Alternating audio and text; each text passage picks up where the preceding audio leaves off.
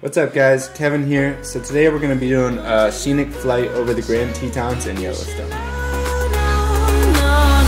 I'm about to explode.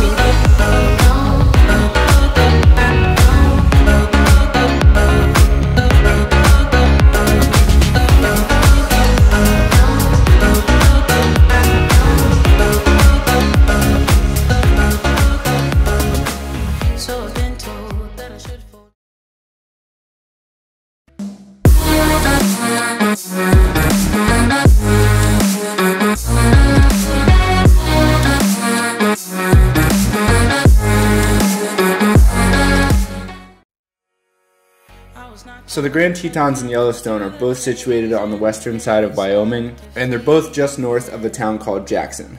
Jackson is inside Wyoming's Jackson Hole Valley, and it's home to a bunch of ski areas and ski resorts.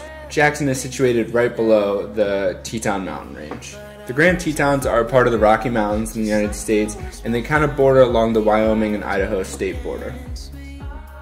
And then Yellowstone National Park is 3,500 square miles of wilderness, the most geothermal active area in the United States. It's a volcanic hotspot. Some of its main spots are the Grand Canyon in the Yellowstone, Grand Prismatic Spring, Mammoth Hot Springs, Lamar Valley, and Hayden Valley. And of course, Old Faithful, which is a cone geyser that erupts every 35 to 120 minutes. And it normally erupts more than 100 feet. We actually found out that you can take a scenic flight above the Tetons and Yellowstone, and it actually wasn't that expensive. And it just looked so cool. They offered a bunch of stuff like Summit Tour, Family Tour, Grand Tour, and Alpine Glow Tour. We ended up sending them an email. We told them we wanted to take a flight, and we were both photographers, so we were ideally looking to do something for sunrise. They were super accommodating. So Bri and I set off on a road trip starting in Colorado, and we were heading up through Canada and the western half of the United States. And one of our first stops was Jackson Hole. So we set off around 6 a.m. and we headed out, and it was just the most beautiful morning, the perfect sunrise over the Tetons. The Tetons have some of the tallest mountains in the continental United States, just some of the coolest landscapes that we have to offer. So this is the Snake River, and it's one of the major rivers in the Pacific Northwest region, kind of spanning from Wyoming to Idaho to Washington. So in the Tetons, we have Static Peak, Buck Mountain, Mount Wister, Middle Teton, Grand Teton, Mount Owen, Teton Mountain, St. John Mountain, and Mount Morin. It's just an incredible jumble of some of the coolest peaks in the state, and it's just such an amazing view. And we ended up doing the flight, and we went kind of along the Snake River, and then we kind of looped around the Tetons, because you can't fly over the national park.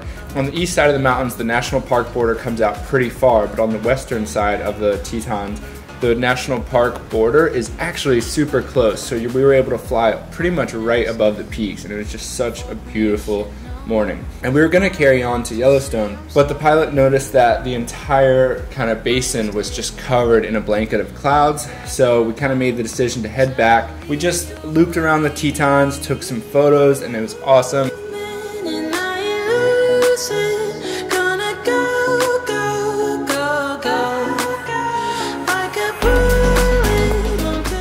We headed back to the takeoff and landing zone, and then we waited around, I think, for an hour or two, and we were just editing some photos and having a coffee. And then we set off, and we went straight north all the way to Yellowstone. And obviously the highlight for this was Grand Prismatic Spring. It was super cool because all around the landscapes you could just see clouds of smoke coming out of the ground. And it's just such a cool geothermal area. And Grand Prismatic from above is so colorful. It was one of the most beautiful scenic flights that we had ever done.